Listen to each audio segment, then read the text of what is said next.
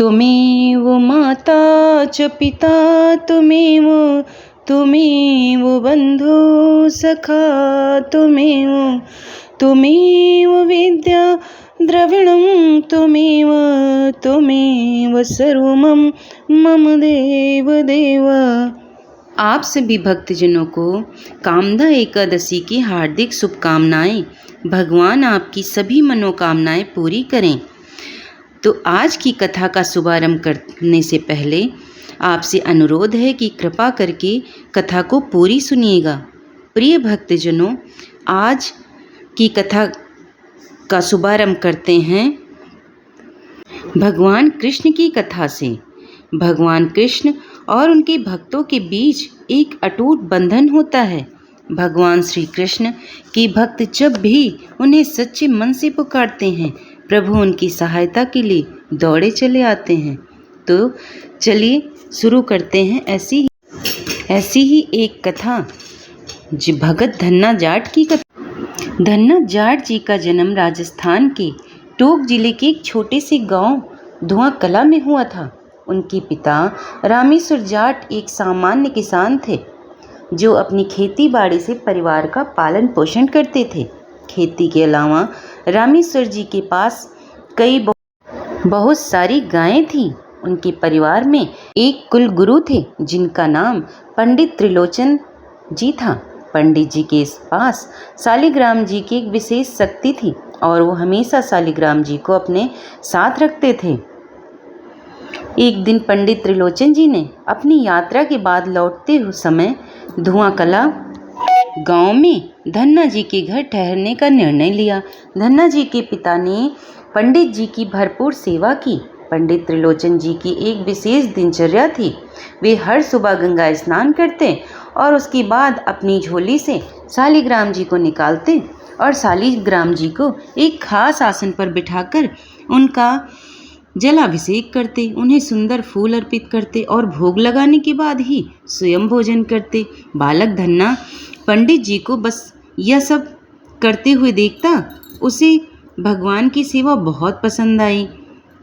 कुछ दिन बाद पंडित जी उनके घर से जाने लगे तो धन्ना पंडित जी शालिग्राम भगवान को लेने की जिद करने लगा और पंडित जी से एक बार कहने लगा, मुझे ठाकुर जी चाहिए, मुझे ठाकुर जी चाहिए। पंडित जी ने धन्ना की मासूम जिद को सुना और सोचा कि छोटे बच्चे को देवता दे सकते हैं। उन्होंने धन्ना को समझाया, बेटा तुम अभी बहुत छोटे हो, तुम ठीक से सेवा नहीं कर पाओगे। जब तुम बड़े हो जाओगे तब हम एक अच्छे ठाकुर जी देंगे तुम्हें। लेकिन धन्ना की जिद इतनी मजबूत थी कि वह पंडित जी की बातों को नहीं मान रहे थे। उनके माता पिता ने भी उन्हें समझाने की कोशिश की। धन्ना के पिता ने कहा, हम जाट लोग हैं, पूजा पाठ हमारे बस की बात नहीं है, हम सीधे साधे किसान हैं, पूजा पाठ पंडितों का काम है, तुम पंडित की बात मान लो और शालिग्राम जी को छोड़ दो। लेकिन धन्ना का रोना और उनकी जिद कम ही नहीं हो रही थी। धीरे धीरे पड़ोस के लोग भी आ गए और पंडित जी से अनुरोध करने लगे कि धन्ना की इच्छा पूरी करें। उन्होंने कहा, बच्चों को समझाना आसान नहीं, उन्हें यह नहीं पता कि सामान्य पत्थर और शालिग्राम में क्या फ़र्क है। आप एक शालिग्राम दे दो, चाहे वह सामान्य पत्थर ही क्यों ना हो, इससे उनकी इच्छा पूरी हो जाएगी। पंडित जी ने लोगों की बातों को ध्यान में रखा और सोचा कि यही सबसे अच्छा समाधान हो सकता है। अगले दिन पंडित जी गंगा स्नान के लिए गए और वहाँ से एक गोल मटोल काला सा साधारण पत्थर लेकर लौटे। पंडित जी ने उस गोल मटोल पत्थर पर इत्र लगाया, उसे तिलक किया और तुलसी की पत्तियाँ चढ़ाई। इसके बाद उन्होंने उसे ऊंचे स्थान पर बैठाया, नीचे कपड़ा बिछाकर अपने शालिग्राम जी को नीचे विराजमान कर दिया। फिर पंडित जी ने धन्ना को बुलाया, एक चालाकी भरे अंदाज में कहा, देखो धन्ना, मैं तुम्हें ठाकुर जी दे दूंगा, लेकिन मेरे पास दो ठाकुर जी हैं, एक राजा ठाकुर जी और एक सिपाही ठाकुर जी। बताओ तुम्हें कौन से ठाकुर जी चाहिए? धन्ना ने मासूमियत से पूछा, राजा ठाकुर जी और सिपाही ठाकुर जी में क्या फ़र्क है? पंडित जी ने जवाब दिया, जो ऊंचे आसन पर बैठे हैं वे राजा ठाकुर जी हैं और जो नीचे आसन पर हैं वे सिपाही ठाकुर जी हैं। धन्ना ने बिना सोचे समझे कहा, मुझे तो राजा ठाकुर ही चाहिए। पंडित जी खुश हुए क्योंकि यही वह पत्थर था जिसे उन्होंने ऊंचे आसन पर रखा था। उन्होंने तुरंत साधारण पत्थर को उठाया और धन्ना को दे दिया। साथ में कहा, धन्ना, तुमने राजा ठाकुर जी ले लिया है, लेकिन उनकी पूजा बहुत श्रद्धा से करना और भोग लगाने के बाद ही भोजन ग्रहण करना। पंडित जी ने ये बात मजाक में कही थी, लेकिन धन्ना ने इसे गंभीरता से ले लिया। इस प्रकार पंडित जी ने धन्ना की इच्छा पूरी करके अपना काम पूरा किया और अपने घर की ओर चल पड़े। उधर वो अबोध बालक धन्ना उस पत्थर को पाकर बड़ा ही प्रसन्न हुआ और बड़े ही भाव से, जैसा पंडित जी करते थे, इस तरह धन्ना जी उस पत्थर की सेवा करने लगे। एक दिन जब धन्ना अपने खेत में गाय चराने के लिए गए, उनकी माँ ने उन्हें बाजरे की रोटियां, साग और गुड़ दिया। धन्ना ने रोटियां ली और ठाकुर जी को साथ लेकर खेत की ओर बढ़े। खेत पर पहुंचकर जब उसे भूख लगी तो उसने अपनी रोटियां निकाली, लेकिन पंडित जी की बात याद आ गई, पहले ठाकुर जी को भोग लगाना, फिर ही खुद खाना। धन्ना ने ठाकुर जी को एक कपड़े पर बिठाया और उन्हें भोग लगाने की प्रार्थना करने लगे। उसने ठान लिया कि जब तक ठाकुर जी भोग नहीं लगाएंगे वह खुद कुछ भी नहीं खाएंगे। पूरे दिन बीत गया, लेकिन ठाकुर जी ने भोग लगाया ही नहीं। धन्ना ने अंततः रोटियां गायों को दे दी और खुद भूखे पेट घर लौट आए। दूसरे दिन वही कहानी दोहराई गई। धन्ना ने फिर से ठाकुर जी को भोग लगाने की प्रार्थना की, लेकिन ठाकुर जी ने भोग नहीं लगाया। यह सिलसिला 3 दिन तक चलता रहा। चौथे दिन धन्ना ने फिर से अपनी माँ से रोटियां और गुड़ लिया और खेत की ओर चल पड़ा। खेत में पहुंचकर उसने ठाकुर जी को पुकारा और भोग लगाने की प्रार्थना की। जब चौथे दिन ठाकुर जी ने भोग नहीं लगाया तो धन्ना ने जोर जोर से रोते हुए कहा, ठाकुर जी, आप तो राजा ठाकुर हैं, आपको 56 प्रकार के भोग चढ़ते हैं, लेकिन मैं सिर्फ बाजरे की रोटी और साग ही दे सकता हूँ। क्या आप मेरी साधारण भोग को देखकर नजर अंदाज कर रहे हैं? मैं 3 दिन से भूखा हूँ। कृपया मुझ पर दया दिखाइए और थोड़ा सा भोग स्वीकार करें। पंडित जी ने कहा था कि पहले ठाकुर जी को खिलाना, फिर ही खुद खाना, इसलिए ठाकुर जी पहले आप भोग लगाएं, फिर मैं खाऊंगा। धन्ना जी के भोलेपन से की गई पुकार सुनकर करुणा निधान व्याकुल हो गए और सच्चे भक्ति के आग्रह पर साक्षात प्रकट हो गए। जब धन्ना ने भगवान श्री कृष्ण को साक्षात देखा तो वह अत्यंत प्रसन्न हुए, लेकिन अपनी मासूमियत और भोलेपन के कारण थोड़े नाराज भी हुए। उन्होंने भगवान से कहा, राजा ठाकुर जी, 3 दिन हो गए हैं, मैं आपको पुकारते पुकारते थक गया हूँ, आप आए क्यों नहीं? मैं भी भूखा हूँ, कृपया पहले भोग लगाइए, फिर मैं बाद में आपकी सेवा करूँगा। मैं 3 दिन से भूखा हूँ और मेरे पास सिर्फ बाजरे की रोटियाँ और साग गुड़ है। धन्ना ने तुरंत अपनी माँ द्वारा बनाई गई बाजरे की रोटियाँ, साग और गुड़ भगवान श्री कृष्ण को अर्पित कर दिया। भगवान श्री कृष्ण ने बड़े प्रेम से रोटियाँ खानी शुरू कर दी। पहली रोटी खाकर उन्होंने दूसरी रोटी उठाई। जैसे ही भगवान कृष्ण ने तीसरी रोटी की ओर बढ़े, धन्ना ने उनका हाथ पकड़ लिया और कहा, प्रभु, यदि आप सारी रोटियां खा जाएंगे तो मेरे लिए क्या बचेगा? मैं भी भूखा हूँ और मैंने अभी तक कुछ नहीं खाया, कृपया 2 रोटियां मेरे लिए छोड़ दीजिए। धन्ना की यह मासूमियत भरी बात सुनकर भगवान कृष्ण मुस्कुराए और कहा, ठीक है धन्ना, मेरा पेट भर गया है, अब तुम अपनी रोटियां खा सकते हो। इसके बाद भगवान कृष्ण ने 2 बची रोटियां धन्ना को दे दी, जिन्होंने धन्ना ने खुशी खुशी खा लिया। इस घटना के बाद धन्ना ने रोजाना यही नियम बना लिया कि जब भी वह गायों को चराने खेतों में जाता तो भगवान कृष्ण के साथ भजन और पूजा करता। एक दिन भगवान कृष्ण ने धन्ना से कहा, धन्ना, तुम रोज मुझे रोटियां खिलाते हो और मैं उन्हें रोज खाता हूँ, मुझे यह अच्छा नहीं लगता, क्या तुम मुझे कोई काम दे सकते हो? धन्ना ने आश्चर्यचकित होकर पूछा, प्रभु, क्या मैंने कोई गलती की है? आप इस तरह की बातें क्यों कर रहे हैं? भगवान कृष्ण ने उत्तर दिया, धन्ना, ऐसा कुछ नहीं है, मैं बस इतना कहना चाहता हूँ कि मुझे तुम्हारी मुफ्त की रोटियाँ खाकर अच्छा नहीं लगता। तुम मुझे कोई काम बताओ और मैं वह काम करूँगा और तुम मुझे रोटियाँ खिलाते रहोगे। धन्ना ने सोचा, प्रभु, आप तो राजा ठाकुर हैं, आप क्या काम कर सकते हैं, और मैं एक छोटा सा बालक हूँ, मैं आपको क्या काम दे सकता हूँ। भगवान कृष्ण ने कहा, धन्ना, मुझे गायों को चराने का बहुत अनुभव है। मैंने अपने बाबा के पास बहुत दिनों तक गायों को चराया है। मैं तुम्हारी रोटियों के बदले तुम्हारी गायों को चरा दिया करूँगा। धन्ना ने कहा, ठीक है प्रभु, जैसी आपकी इच्छा। इस प्रकार भगवान कृष्ण ने धन्ना की गायों को चराना शुरू कर दिया। एक दिन पंडित जी, जिन्होंने धन्ना को शालिग्राम का पत्थर दिया था, धन्ना के घर आ गए। धन्ना ने पंडित जी को देखकर उन्हें प्रणाम किया। पंडित जी ने हंसी हंसी में धन्ना से पूछा, तुम्हारे राजा ठाकुर कहाँ हैं? उनकी सेवा ठीक से कर रहे हो? धन्ना ने उत्तर दिया, ठाकुर जी अभी गायें चराने गए हैं। वह रोज इसी समय गायें चराने जाते हैं। पंडित जी ने हंसते हुए कहा, अरे तुम अभी भी बच्चे हो, कैसी बात कर रहे हो? धन्ना के माता पिता ने भी कहा, वह रोज ऐसी ही कहता है, सुबह गायें चराने ले जाता और शाम को वापस घर ले आता। धन्ना ने दुखी होकर कहा, कोई मेरी बात पर विश्वास क्यों नहीं करता? पंडित जी ने पूछा, तो वो पत्थर कहाँ है जिसे मैंने तुम्हें दिया था? धन्ना ने मुस्कुराते हुए कहा, वही पत्थर तो गाय चराने गया है। धन्ना ने पंडित जी को विस्तार में बताया कि कैसे भगवान कृष्ण ने उस पत्थर में प्रकट होकर रोज उनके साथ भोजन करते हैं और गायें भी चराते हैं।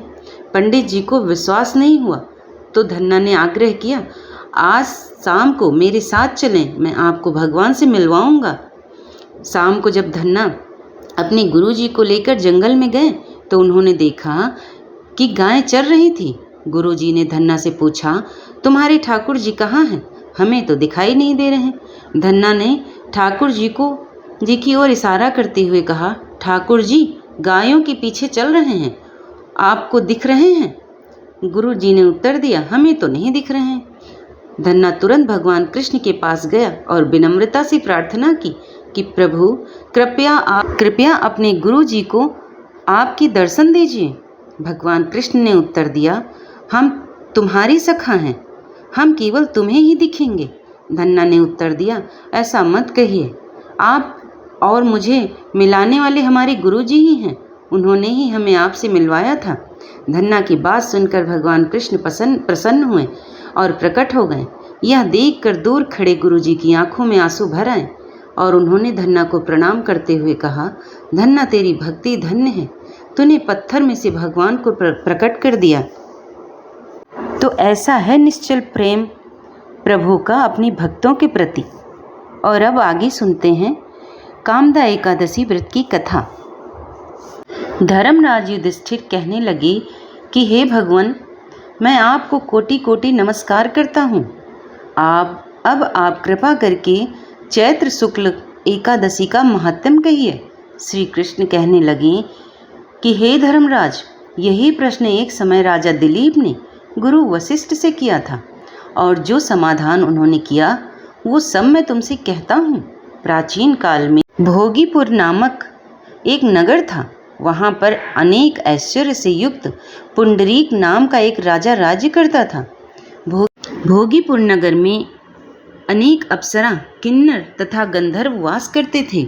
उनमें से एक जगह ललिता और ललित नाम के दो स्त्री पुरुष अत्यंत वैभवशाली घर में निवास करते थे। उन दोनों में अत्यंत स्नेह था, यहाँ तक कि अलग अलग हो जाने पर दोनों व्याकुल हो जाते थे। एक समय पुंडरीक की सभा में अन्य गंधर्वों सहित ललित भी गान कर रहा था। गाते गाते उसको अपनी प्रिय ललिता का ध्यान आ गया और उसका स्वर भंग होने के कारण गाने का स्वरूप बिगड़ गया। ललिता के मन के भाव जानकर कारकोट नामक नाग ने पद भंग होने का कारण राजा से कह दिया। तब पुंडरीक ने क्रोधपूर्वक कहा कि तू मेरे सामने गाता हुआ अपनी स्त्री का स्मरण कर रहा है, अतः तू कच्चा मांस और मनुष्यों को खाने वाला राक्षस बनकर अपने किए गए कर्म का फल भोग। पुंडरीक के श्राप से ललित उसी क्षण महाकाय विशाल राक्षस हो गया। उसका मुख अत्यंत भयंकर, नेत्र सूर्य चंद्रमा की तरह प्रदीप्त तथा मुख से अग्नि निकलने लगी। उसकी नाक पर्वत की कंदरा के समान विशाल हो गई और गर्दन पर्वत के समान लगने लगी। सिर के बाल पर्वतों पर खड़े वृक्षों के समान लगने लगे तथा भुजाएं अत्यंत लंबी हो गईं। कुल मिलाकर उसका शरीर 8 योजन के विस्तार में हो गया। इस प्रकार राक्षस होकर वह अनेक प्रकार के दुख भोगने लगा। जब उसकी प्रियतमा ललिता को यह वृतांत मालूम हुआ तो उसे अत्यंत खेद हुआ और वह अपने पति के उद्धार का यत्न सोचने लगी। वह राक्षस अनेक प्रकार के घोर दुख सहता हुआ घने वनों में रहने लगा। उसकी स्त्री उसके पीछे पीछे जाती और विलाप करती रहती। एक बार ललिता अपने पति के पीछे घूमती घूमती विंध्याचल पर्वत पर पहुंच गई, जहां पर श्रृंगी ऋषि का आश्रम था। ललिता शीघ्र ही श्रृंगी ऋषि के आश्रम में गई और वहां जाकर विनीत भाव से प्रार्थना करने लगी। उसे देखकर ऋषि श्रृंगी बोले कि हे सुभगे, तुम कौन हो और यहाँ किस लिए आई हो? ललिता बोली, हे मुनि, मेरा नाम ललिता है। मेरा पति राजा पुंडरीक के श्राप से विशालकाय राक्षस हो गया है। इसका मुझको महान दुख है। उसके उद्धार का कोई श्राप बतलाइए। श्रृंगी बोले, हे गंधर्व कन्या, अब चैत्र शुक्ल एकादशी आने वाली है, जिसका नाम कामदा एकादशी है। इसका व्रत करने से मनुष्य के सब कार्य सिद्ध होते हैं। यदि तू कामदा एकादशी का व्रत कर उसके पुण्य फल अपने पति को दे दे तो वह शीघ्र ही राक्षस योनि से मुक्त हो जाएगा और राजा का श्राप भी अवश्य में शांत हो जाएगा। मुनि के ऐसे वचन सुनकर ललिता ने चैत्र शुक्ल एकादशी आने पर उसका व्रत किया और एकादशी को ब्राह्मणों के सामने अपने व्रत का फल अपने पति को देती हुई भगवान से इस प्रकार प्रार्थना करने लगी कि हे प्रभु, मैंने जो यह व्रत किया है इसका फल मेरे पति देव को प्राप्त हो जाए, जिससे वह राक्षस योनि से मुक्त हो जाए। एकादशी का फल देते ही उसका पति राक्षस योनि से मुक्त होकर अपने पुराने स्वरूप को प्राप्त हुआ। फिर अनेक सुंदर वस्त्राभूषणों से युक्त होकर ललिता के साथ विहार करने लगा। उसके पश्चात वे दोनों विमान में बैठकर स्वर्गलोक को चले गए। वशिष्ठ मुनि कहने लगे, हे राजन, इस व्रत को विधि पूर्वक करने से समस्त पाप नष्ट हो जाते हैं तथा राक्षस आदि की योनि भी छूट जाती है। संसार में इसके बराबर कोई और दूसरा व्रत नहीं है। इसकी कथा पढ़ने या सुनने से वाजपेयी यज्ञ का फल प्राप्त होता है। तो यह है कामदा एकादशी की व्रत कथा। और अब सुनते हैं एकादशी की आरती। ओम जय एकादशी, जय एकादशी, जय एकादशी माता। विष्णु पूजा व्रत को धारण कर शक्ति मुक्ति पाता। ओम जय एकादशी माता।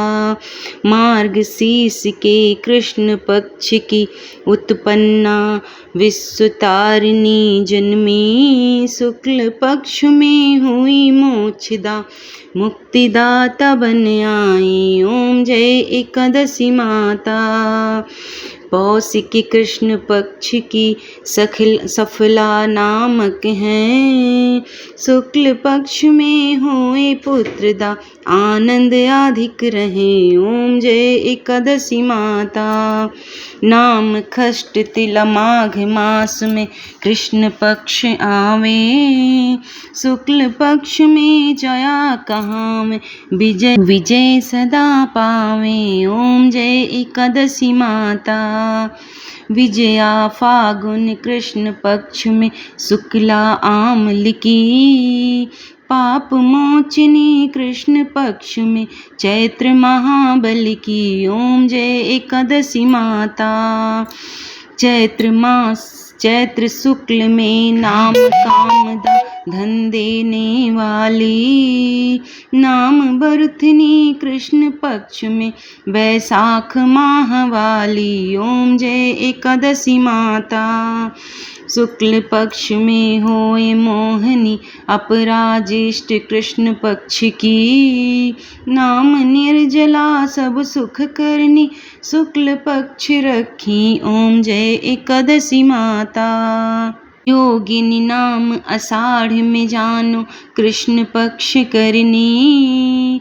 देवसैनी नाम कहायो शुक्ल पक्ष धरनी। ओम जय एकादशी माता। कामिका श्रवण मास में आम कृष्ण पक्ष कहिए। श्रावण शुक्ल होए पवित्र आनंद से रहिए। ओम जय एकादशी माता। अजा भाद्रपद कृष्ण पक्ष की परिवर्तनी शुक्ला। इंद्रा अश्विन कृष्ण पक्ष में व्रत में भव सागर निकला। ओम जय एकादशी माता। पांपा कुसा शुक्ल पक्ष में आप हरनहारी। रमा मास में कार्तिक में आवे सुखदायक भारी। ओम जय एकादशी माता। देवोत्थानी शुक्ल पक्ष की दुखनाशक मैया। पावन मास में करूँ मैं विनती पार करो नैया। ओम जय एकादशी माता। परमा कृष्ण पक्ष में होती जन मंगल करनी। शुक्ल पक्ष में होए पद्मिनी दुख दारिद्र हरनी। ओम जय एकादशी माता। जो कोई आरती एकादशी की भक्ति सहित गावे। जन गुरु दिता स्वर्ग का वासा निश्चय वह पावे। ओम जय एकादशी माता। जय एकादशी माता मैया जय एकादशी माता। तो प्रिय भक्तजनों, कथा यहीं पर समाप्त होती है और अगर आपको पसंद आ जाए तो चैनल को लाइक शेयर सब्सक्राइब कर लेना। धन्यवाद।